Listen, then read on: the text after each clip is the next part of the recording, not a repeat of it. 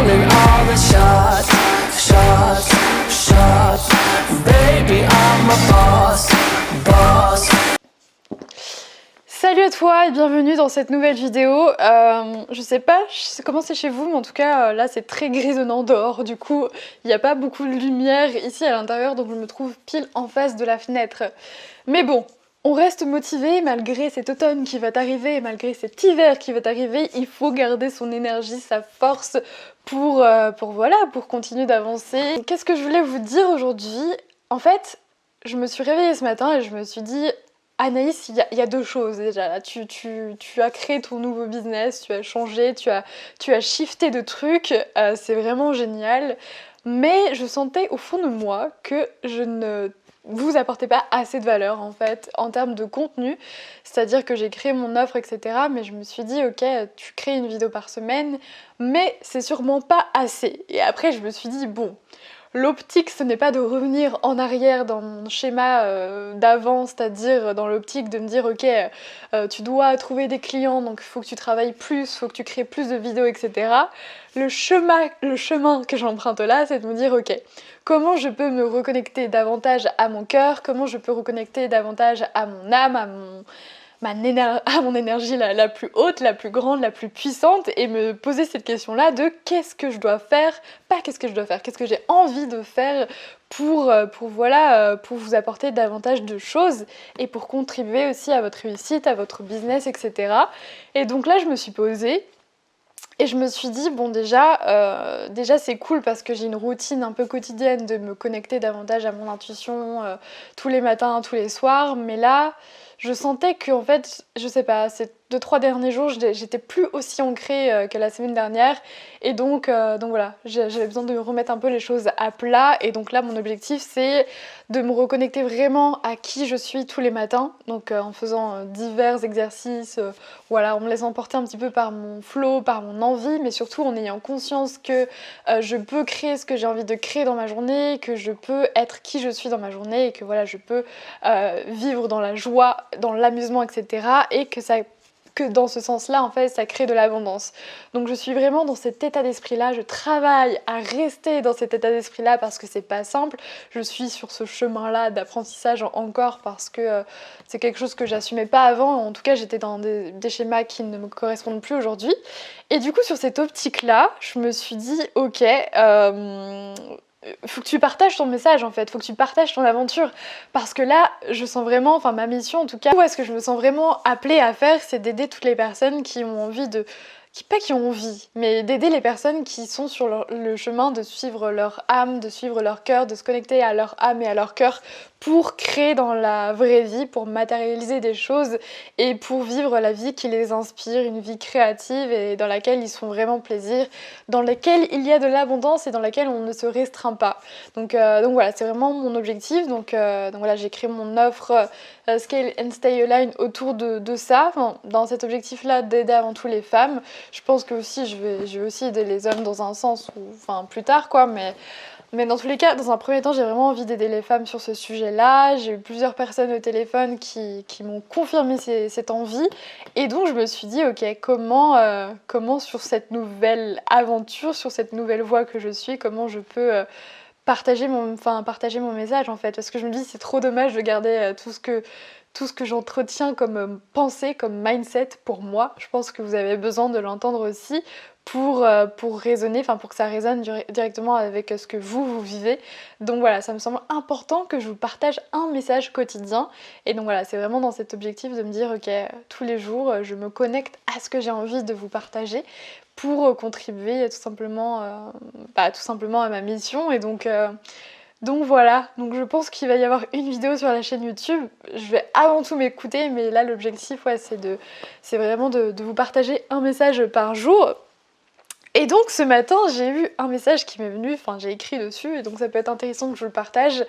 Ce message là c'était ok Anaïs, qu'est-ce qui fait... Attends, c'était quoi?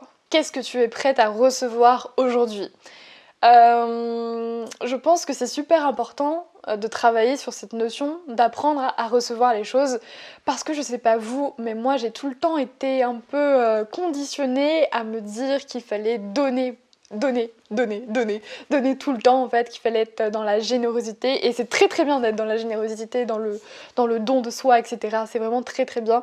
Mais c'est bien quand on arrive à maîtriser du coup déjà, quand on arrive à maîtriser le fait qu'on se priorise avant nous en tant que personne en priorité par rapport au fait de donner ensuite aux autres. Je pense que voilà, il faut réussir à maîtriser le fait de donner quelque chose, mais voilà, de aussi maintenir son pouvoir à soi, son énergie à soi, sa maîtrise de soi.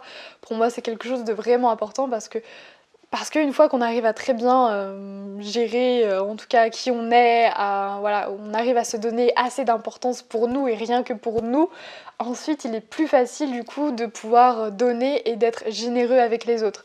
Donc en fait c'est plus une question d'être généreux envers soi-même pour ensuite être généreux envers les autres. Et voilà, et donc on apprend beaucoup à donner, mais on apprend peu à recevoir. Et moi, c'est vraiment une notion sur laquelle je travaille encore depuis quelques mois. Et ouais, cette question m'est réapparue ce matin en me disant, ok, qu'est-ce que je suis prête aujourd'hui à recevoir dans ma vie? Et donc là, j'ai noté que j'étais prête à recevoir de l'argent, que j'étais prête à recevoir de l'amour, que j'étais prête à recevoir... qu'est-ce que j'ai noté? Je sais plus. J'ai noté une liste de 4-5 choses. Et voilà. Et donc en fait, le fait d'accepter qu'on est prêt à recevoir, ça casse des barrières en nous. Ça casse des barrières, pourquoi? Parce que souvent, en fait, on pense qu'on n'a pas le droit de recevoir les choses, qu'on ne mérite pas de recevoir les choses. Et quand on s'autorise à les recevoir, quand on s'autorise à se dire, bah ok, j'ai le droit de recevoir telle ou telle chose, eh bien, la barrière se casse et c'est beaucoup plus fluide de recevoir ces choses-là. Donc voilà, je pense que c'est important de travailler sur cette notion de recevoir et comment on fait concrètement dans sa vie de tous les jours.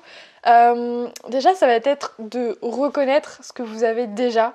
Je sais pas vous, mais en tout cas, par exemple, dans mon environnement actuel, dans mon contexte actuel, j'ai déménagé de Paris il y a 2 mois, comme je vous le disais dans une ancienne vidéo, et donc depuis je suis chez ma mère sur Nantes, et c'est pas forcément mon environnement idéal dans le sens où j'ai plus mon indépendance comme à Paris, je peux pas bouger comme je veux parce que j'ai pas le permis, donc voilà, je reste beaucoup dans la maison et à l'extérieur, mais en tout cas je bouge très peu, enfin voilà, et en fait je me disais, j'avais vraiment cette sensation de me dire mais ça m'énerve en fait, j'ai pas envie d'être là, j'ai envie d'être dans un nouvel appartement, etc.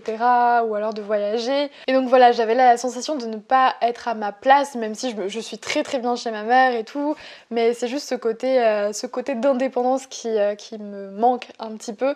Et donc voilà, je me posais des questions là-dessus, je me disais mais vas-y, ça m'énerve dans tous les cas, je peux pas avancer parce que je suis pas dans l'environnement idéal. Et en fait, l'autre réflexion qui m'est venue, c'est que on ne sera jamais dans son environnement idéal. Enfin, on peut aspirer à l'être, on peut un jour se dire ok, j'ai un superbe appart, j'ai une super maison, c'est vraiment trop cool.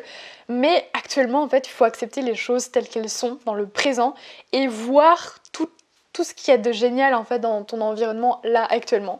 Par exemple, là je pourrais me dire ce qui est génial, c'est que je suis au plein cœur de la nature, qu'il y a un silence de dingue et que ça me permet d'avoir de nouvelles idées, de me reposer, de me concentrer beaucoup plus facilement. Je peux aussi me dire que du coup c'est génial d'être chez ma mère parce que voilà, ma mère est présente, je passe du temps avec elle, ça fait très longtemps que j'avais pas passé autant de temps avec elle qu'aujourd'hui en fait. Je peux me dire que c'est génial parce que voilà, en fait, il faut trouver tout ce que des fois en fait on oublie de voir parce qu'on se dit, parce qu'on n'y pense pas et qu'on pense à ses problèmes, on pense trop à ce qu'on n'a pas. Et du coup, l'idée, c'est de se focaliser sur ce qu'on a déjà et de voir, d'observer tout ce qu'il y a de génial et de remercier le fait d'être à cet endroit-là précisément parce que c'est ce qui va nous amener en fait à notre prochain endroit, en fait, à notre prochain environnement.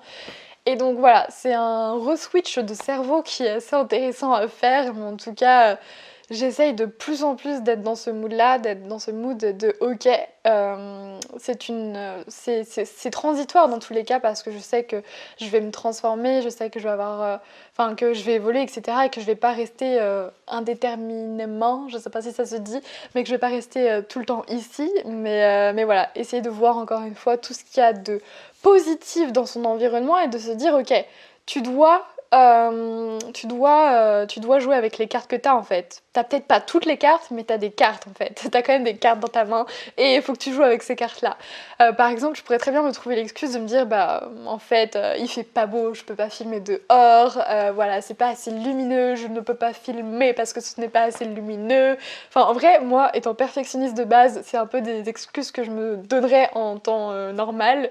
Mais voilà, en fait, là, j'essaye de jouer avec les cartes que j'ai, même si c'est pas l'environnement parfait, je joue avec les cartes que j'ai, et dans tous les cas, je prends conscience que dans tous les cas, il y aura tout le temps des trucs positifs et des trucs négatifs, et donc il faut jouer avec l'environnement qu'on a, il faut en prendre conscience, faut juste se poser, prendre du temps le matin ou le soir de se dire, ok, il s'est passé ça dans ma journée, j'ai tel problème, telle peur, tel doute, tel blocage, ok, je note tout ce qu'il y a de négatif et j'essaye de comprendre, de voir comment je peux jouer avec ça, comment je peux transformer la situation. Et une fois qu'on arrive à transformer plus ou moins la situation, on arrive à regagner de l'énergie. Et quand on regagne cette énergie-là, il est plus facile du coup d'apprendre à recevoir les choses parce qu'on accepte déjà les choses qu'on a actuellement. Et une fois qu'on est prêt à accepter les choses qu'on a actuellement, il est encore plus facile de recevoir les choses qu'on a envie de recevoir, vous voyez. Donc voilà, c'est une notion qui est très importante pour moi parce que voilà...